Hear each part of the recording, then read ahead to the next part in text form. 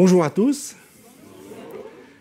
Et ça fait plaisir que le Seigneur soit aussi bon, parce qu'on est tous rassemblés ici, en son nom, sous son regard de Père aimant, et ça, on a vraiment de la chance. Avant de vous donner mon message, j'aimerais juste faire deux petits préambules. Premièrement, concernant l'Ukraine et la Russie, je ne vais pas parler de politique, je vais parler de chrétiens. En fait, en Ukraine, il faut savoir que sur 44 millions d'habitants, il y a 800 000 protestants, dont la majorité sont des évangéliques. Et, chose extraordinaire, l'année passée, plus de 500 élus ont été nommés, ont été votés par le peuple, des élus évangéliques, à différents niveaux. Après, il y a évidemment les orthodoxes qui sont les plus nombreux, les catholiques grecs, les catholiques romains, et puis les 12,8% restants, c'est rien. Enfin, ils croient en rien. Et puis, concernant la Russie, il y a 144 millions d'habitants. Les protestants représentent environ 3 millions de ces 144 millions. Et dans ces protestants, il y a environ 300 000 luthériens et baptistes mélangés. Les orthodoxes étant naturellement la grosse majorité. Et les catholiques romains étant environ 140 000.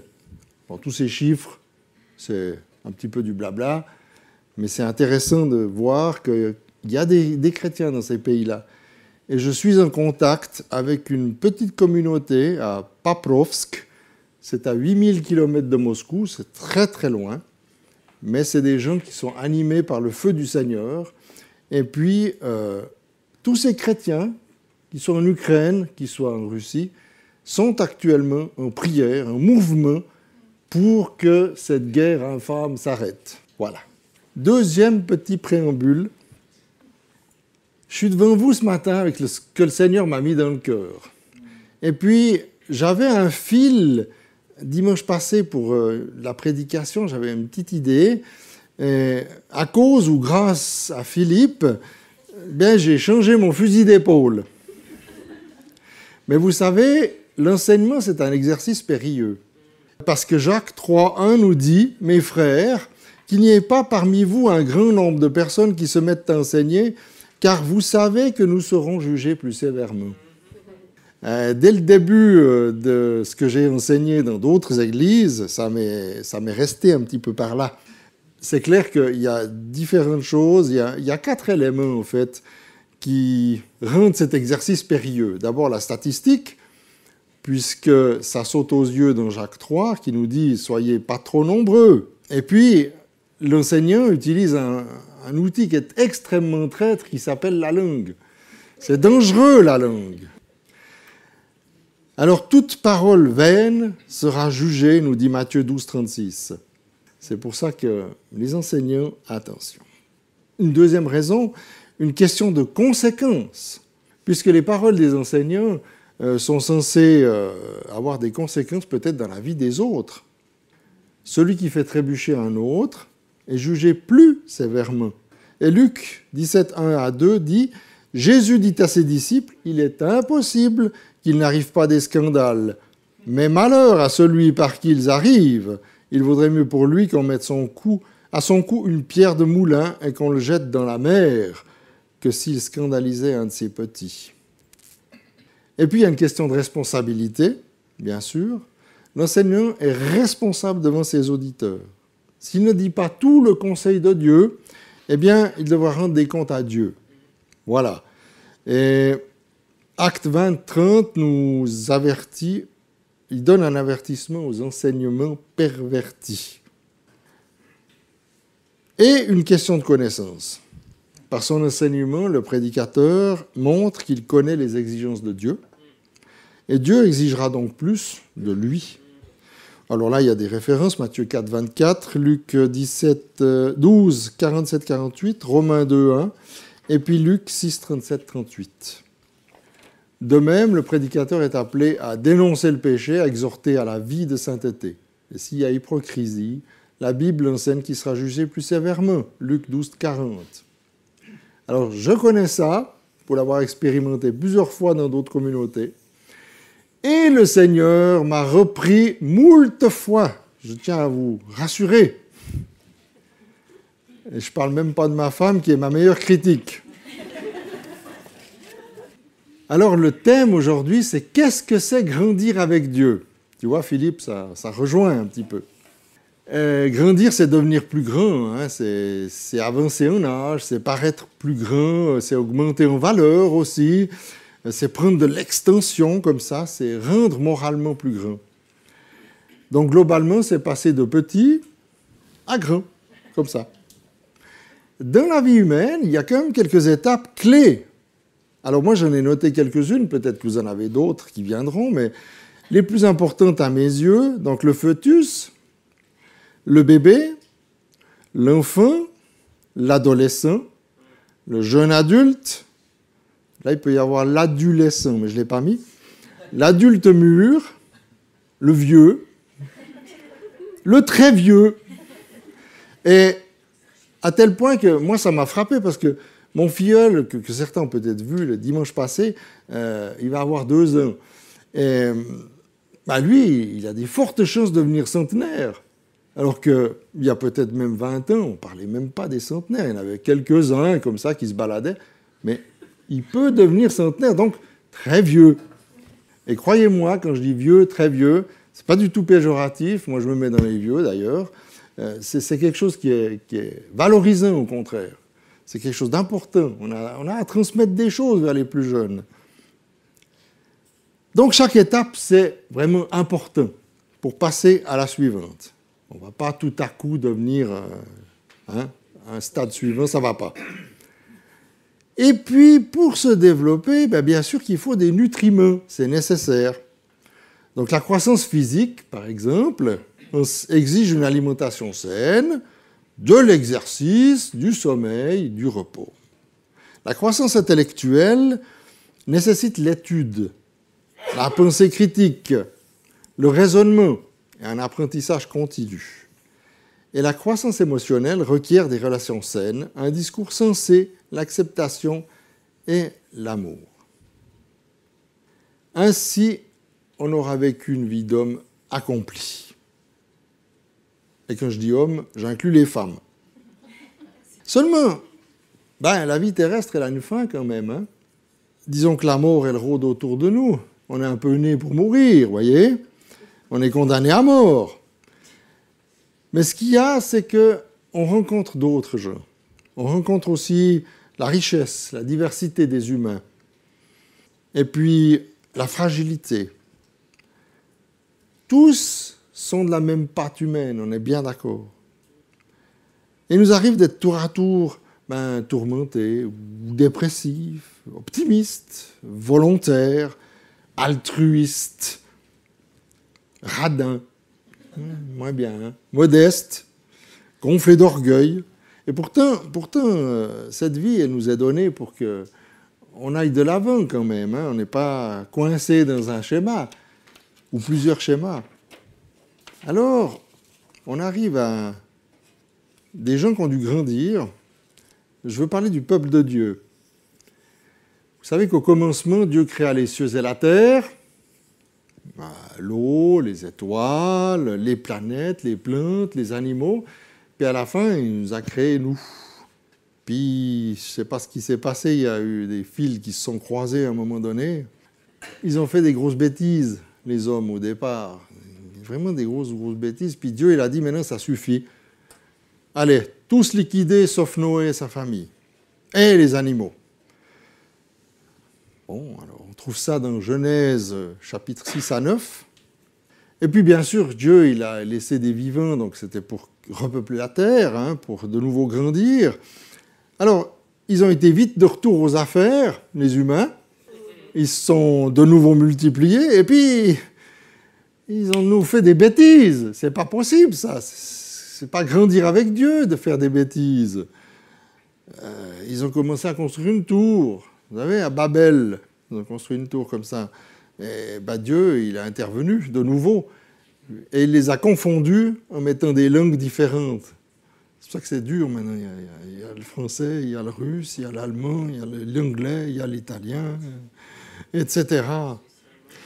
Il y a le suisse allemand, la Schweizerdeutsch, oui, ça c'est quelque chose. Bénis soient nos frères suisses-allemands. Et vous savez qu'à cette époque-là, d'ailleurs, c'est assez rigolo, il y avait des hommes qui devenaient vraiment vieux. Hein. La centenaire, c'était la rigolade. 700, 800, 900 ans. Oui. Je ne sais pas si vous voyez le Tintébain à 800 ans. Bon. Mais par la suite, en Genèse 12, nous voyons apparaître Abraham. Et là, ça commence à grandir. Il y a l'idée du peuple de Dieu. Abraham qui deviendra Abraham. Et le père non seulement d'Israël, mais de toutes les nations qui viendront par la suite. Et puis nous, on a été greffés sur une de ces nations qui s'appelle Israël. Paf, on est des greffons. Et lui, qu'est-ce qu'il a fait? Il a obéi. Il n'y avait rien. Dieu lui dit, tu auras tout. Des myriades de descendants. Alors que sa femme était déjà âgée, puis lui aussi d'ailleurs. Mais il a cru. Et cela lui a été imputé comme justice, nous dit la parole. Donc il a dû grandir. Pas seulement physiquement, mais aussi spirituellement. Un autre exemple, c'est l'apôtre Paul. L'apôtre Paul, vous vous rappelez, c'est un méchant. Hein, c'est tout petit déjà, il mordait, un peu comme les serpents qui sortent de l'œuf. Paf, il morde, vous êtes mort. Hein. Eh bien lui, pharisien, citoyen romain, rompu à toute l'interprétation de la loi, qui connaissait parfaitement les choses, on peut dire qu'il avait grandi spirituellement. Mais en réalité, ce n'était pas un gentil. Et puis, un jour, il a décidé, ces chrétiens là-bas, à Damas, je vais aller les mater. Donne-moi une petite troupe et puis je vais m'occuper d'eux. Il va là-bas, il rencontre en chemin celui qui allait changer sa vie, celui qui allait le faire grandir spirituellement. Notre Seigneur Jésus-Christ. Et nous, alors? Il y a un problème. Parce que, l'ennui, comme je dirais, c'est qu'avec les grandes figures bibliques, c'est qu'elles sont trop grandes. Abraham, je sais pas moi, Noé, Paul, tous ces gens, c'est formidable. Ce qu'ils ont fait, c'est waouh. Puis nous, on se dit, ouais, dans mon coin, moi je suis un petit chrétien de rien du tout, rikiki, là, bof, je ne veux pas arriver à faire comme eux. On se dit, mais on a tort. Parce que Dieu, il nous demande d'être des Paul ou des Abraham. Qu'est-ce qu'il nous demande, Dieu? On était tous tellement différents. C'est pas possible de se calquer sur un de ces monuments-là, puis de devenir comme lui. Dieu, il a un plan pour nous. Il a un plan pour notre croissance spirituelle. Il a un plan pour qu'on grandisse avec lui. Et d'ailleurs, dans Actes 16, 31, « Crois au Seigneur Jésus, tu seras sauvé, toi et ta famille. » Et dans Jean 11, 40, « Si tu crois, tu verras la gloire de Dieu. » Pourquoi? Parce qu'on grandit spirituellement avec lui. Donc on a tort de croire qu'on est incapable de grandes et belles actions. Aimer son prochain, aimer Dieu, voilà des grandes actions. Et ça, tous les chrétiens sont capables. L'important, c'est de se mettre en route, vraiment, d'avancer avec Dieu. Et ma foi, s'il y a le regard des autres qui est un peu pesant, tant pis, pas grave. Le seul regard qui compte, c'est le sien. C'est celui de Dieu. Vous savez, au début que je suis entré dans la foi, je suis venu assez tard d'ailleurs, hein, après des expériences maçonniques diverses et variées. J'ai rencontré le Seigneur qu'à 35 ans, donc c'était tard. Mais au départ, moi je me disais, pasteur, wow, attention, pas touché. Billy Graham, waouh, Maurice Ray, aïe, aïe, aïe. Et ainsi de suite, on pourrait dire pour les jeunes de maintenant, d'autres personnages, n'est-ce pas? C'était des gens que je mettais sur un piédestal, puis ils n'avaient jamais demandé à y être, d'ailleurs, eux. Parce qu'eux, ils avaient des ministères qu'ils ont dû porter et supporter jusqu'au bout. Mais, petit à petit, j'ai appris à faire confiance à Dieu et à croire que lui me disait, écoute, j'ai un projet pour toi, j'ai un plan pour toi, j'ai quelque chose qui va te faire grandir spirituellement avec moi. Et c'est là qu'après j'ai réalisé, il n'y a personne qui est star dans le service de Dieu. Il n'y en a pas des stars. Les seules stars, c'est Dieu, Jésus-Christ, Saint-Esprit. Et d'ailleurs, j'avais reçu cette parole à l'époque dans Jean 3,30. Il faut que lui croisse et moi que je diminue. N'est-ce pas? Et c'est le paradoxe de notre foi. Vraiment, on doit diminuer pour grandir. Étant entendu que nous ne sommes que des outils, voire des serviteurs inutiles. Oui, mais alors, tout ça, ça nous met nous, on fait comment? Alors, il y a des choses très pratiques que je vais vous livrer. Il y a 3 choses d'abord. D'abord, offrez-vous suffisamment de repos. Donnez à votre corps l'occasion de se reposer. Dieu, il a créé le monde, puis il s'est reposé. Il a ensuite enseigné les hommes à honorer le jour du Shabbat. Le repos permet donc la récupération physique. Ça paraît une litote, ça paraît complètement... Mais non, parce que la récupération physique, elle est aussi émotionnelle, intellectuelle et spirituelle. Ensuite, deuxièmement, remplissez vos pensées de la parole de Dieu. Contrairement aux pratiques qui nous disent « il faut faire le vide » dans notre esprit pour le désencombrer des pensées négatives, la parole de Dieu nous indique au contraire à remplir cette même pensée avec Dieu lui-même. La Bible nous encourage à ne pas nous inquiéter, à méditer la parole, à fixer notre esprit sur elle, à fixer nos pensées sur ce qui est noble, juste, pur et beau. Enfin, le troisième petit truc, obéir à la parole de Dieu. C'est sans doute la chose la plus importante. Maintenant que vous êtes reposé et que vous avez désencombré votre esprit, vous pouvez lire la parole et la mettre en pratique. Jacques 1,22 nous le dit, « Mettez en pratique la parole et ne vous bornez pas à l'écouter en vous trompant vous-même par de faux raisonnements. » Et puis, avant ma petite conclusion, petite demi-heure encore, ça va aller. Je vous livre 4 clés qui permettent de grandir avec le Seigneur. À partir du moment où on a accepté le Seigneur Jésus comme sauveur personnel, c'est important de mettre le Seigneur à sa place, c'est-à-dire sur le trône de grâce, sur le trône de notre cœur. Jésus ne doit pas être seulement notre sauveur, il doit être aussi notre Seigneur, celui qui dirige. Il n'est pas là pour obéir à nous, on est là pour lui obéir. Ensuite, il y a sa parole qui instruit dans les voies qui sont tellement différentes des voies du monde. Ne vous conformez pas au siècle présent, mais soyez transformés par le renouvellement de l'intelligence, afin que vous discerniez quelle est la volonté de Dieu, ce qui est bon, agréable et parfait. Romains 12, 2. Ensuite, il y a la prière spontanée. Pas les redites apprises par cœur, bien que notre Père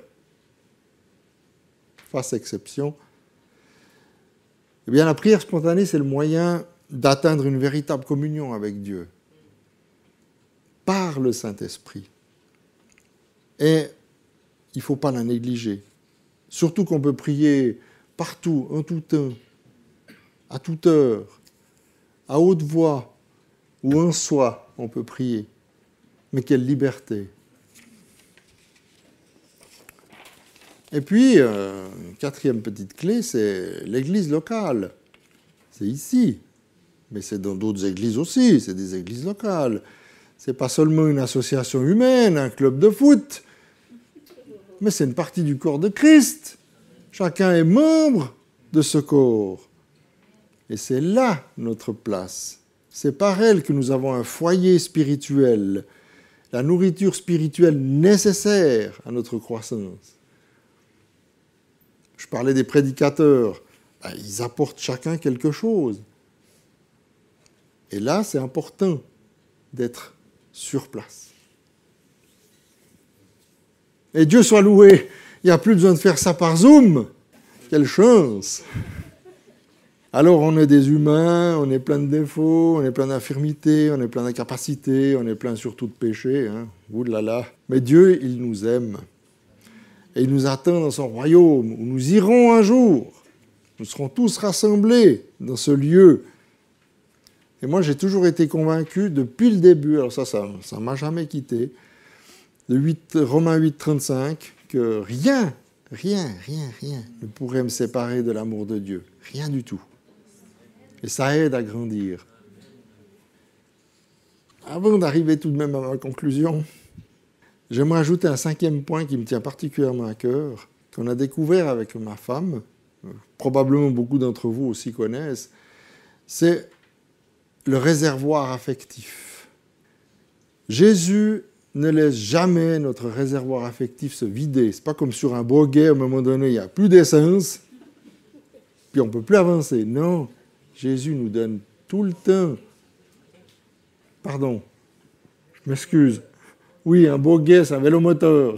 Il faut mettre ça au bout de la jeunesse. Oui, c'est juste. Non, alors, Jésus ne laissera jamais ce réservoir se vider. Jamais. Ça n'existe pas. Et puis, je n'ai pas besoin de chercher ailleurs, de ce fait même. Je ne sais pas moi, argent, sexe, gloire, médaille ou je ne sais pas quoi. Non, la reconnaissance des autres, non. Mon réservoir affectif, il est plein. Chaque matin, hop, il y a le réservoir de la parole qui le remplit. Là. Hop, en avant, les pompes sont pleines. Il n'y a jamais de pénurie. Ça me fait penser à ma belle-mère, décédée aujourd'hui. Mais peut-être que vous avez aussi des belles-mères. Hein. Eh bien, ma belle-mère, c'était quelqu'un de très instable émotionnellement, qui ne connaissait pas le Seigneur, et puis à qui on en a parlé beaucoup, et qui avait son réservoir affectif vide, tout le temps. C'était épuisant pour elle et pour nous. C'était pas facile, parce que ce réservoir vide, il demandait à être rempli, alors elle allait chercher de l'affect ailleurs. Et là, c'est terrible. Alors on a essayé de la rassurer, de la prendre un peu sous l'aile de Jésus-Christ, mais ça n'a pas fonctionné. C'est dommage. Le réservoir affectif. Donc ma conclusion, la voilà. Enfin, se disent-ils. Alors qu'est-ce qui empêche de grandir? Spirituellement bloqué? Eh bien, vous savez, là, grandir spirituellement, c'est un peu comme apprendre une langue. Là, je parle en connaissance de cause, hein, parce que ça n'arrête pas. Mais je suis passionné. Bon. Vous voyez, quand on apprend une langue, ben, il y a des difficultés qui arrivent. Ça peut être la grammaire, ça peut être le vocabulaire, la compréhension. Alors, ce qui se passe, c'est que on monte comme ça, puis tout à coup, il y a un palier. On est freiné parce qu'il y a des choses qu'on ne comprend pas tout de suite. On a un peu de peine. Si je vous prends l'exemple du russe, qui est une langue classée 5 sur 6, 5 sur 6, il faut à peu près une année avant de commencer à s'exprimer dans cette langue, avant de pouvoir aligner des mots puis que ça veut dire quelque chose. Parce que c'est tellement difficile au début. Donc, on a des paliers. Mais tout à coup, ça se débloque. Et pouf, on monte, on continue de monter, on monte. On grandit dans la langue. Eh bien, spirituellement, c'est la même chose. Il y a des paliers. Il y a des fois, vous avez peut-être l'impression, oh mon Dieu, là, t'es où? Je sais pas, monte-toi un peu. Moi, j'ai besoin. Puis j'arrive plus à prier, puis j'arrive plus à faire ci et ça dans le Seigneur. Mais non, ça c'est un palier. Il ne faut pas s'inquiéter. Il faut se replonger dans la parole. Il faut... Ouais, on va arriver au C1, hein, comme ça, pas de problème. Mais c'est sûr. Et les blocages spirituels, ils viennent de nous, en plus. L'orgueil, je peux y arriver par moi-même. La suffisance, finalement, Dieu ne m'aide pas, que je suis toujours malade, handicapé. L'autogestion, je m'occupe de mes affaires, ça marche. Je gagne de l'argent, j'ai une vie riche, j'ai une grosse voiture, j'ai. Et l'idolâtrie, bien entendu. Alors, notre état de pécheur permanent empêche parfois de passer au palier supérieur. Mais Dieu, il a prévu, il a tout prévu. Il a prévu cela. Et il y a des versets qui nous encouragent, justement. Alors, je vais finir par ces versets. Par exemple, 1 Pierre 2,2. Désirez comme des enfants nouveau-nés le lait spirituel et pur, afin que par lui, vous croissiez pour le salut. Ou Colossiens 3,16. Que la parole de Christ habite parmi vous abondamment. Instruisez-vous, exhortez-vous les uns les autres en toute sagesse, par des psaumes, par des hymnes, par des cantiques spirituels, chantant à Dieu dans vos cœurs sous l'inspiration de la grâce. Ce Dieu, c'est la classe, moi je vous dis. 1 Corinthiens 13,11. Lorsque j'étais enfant, je parlais comme un enfant, je pensais comme un enfant, je raisonnais comme un enfant. Lorsque je suis devenu homme, j'ai fait disparaître ce qui était de l'enfant. Hébreux 6, 1, 2. C'est pourquoi, laissant les éléments de la parole de Christ, tendons à ce qui est parfait, sans poser de nouveau le fondement du renoncement aux œuvres mortes, de la foi en Dieu, de la doctrine des baptêmes, de l'imposition des mains, de la résurrection des morts et du jugement éternel. Et il y en a un que j'aime bien, là, Jean 15, 5. Celui-là, waouh! Je suis le cep, vous êtes les sarments. Celui qui demeure en moi et en qui je demeure porte beaucoup de fruits, car sans moi, vous ne pouvez rien faire. Qu'est-ce qu'on est faible sans lui? 2 Corinthiens 3, 18. Nous tous qui, le visage découvert, contemplons comme dans un miroir la gloire du Seigneur, nous sommes transformés en la même image, de gloire en gloire, comme par le Seigneur, l'Esprit. Et finalement, 2 Pierre 3, 18, j'en avais d'autres, mais je vous la fais courte. Mais croissez dans la grâce et dans la connaissance de notre Seigneur et Sauveur Jésus-Christ. À lui soit la gloire maintenant et pour l'éternité. Amen. Je vous propose une petite prière. Seigneur notre Dieu, nous sommes devant toi, tout petits, tout humbles devant ta face. Nous sommes aussi tout petits devant nos frères, Seigneur, car l'humilité fait partie des choses que tu enseignes. Et nous sommes à ton écoute. Nous voulons de ta parole, nous voulons de ton Saint-Esprit. Nous avons soif de tout cela. Nous voulons te louer pour ce réservoir affectif que tu ne laisses jamais vide, que tu remplis par ta présence, quand tu viens vers nous, que tu nous tends la main. Merci Seigneur pour ces paliers qui sont nécessaires pour grandir avec toi spirituellement. Merci tout simplement parce que tu es plein de compassion et d'amour pour tes créatures et que tu es avec nous tous les jours, comme tu l'as dit, jusqu'à la fin des temps. Amen.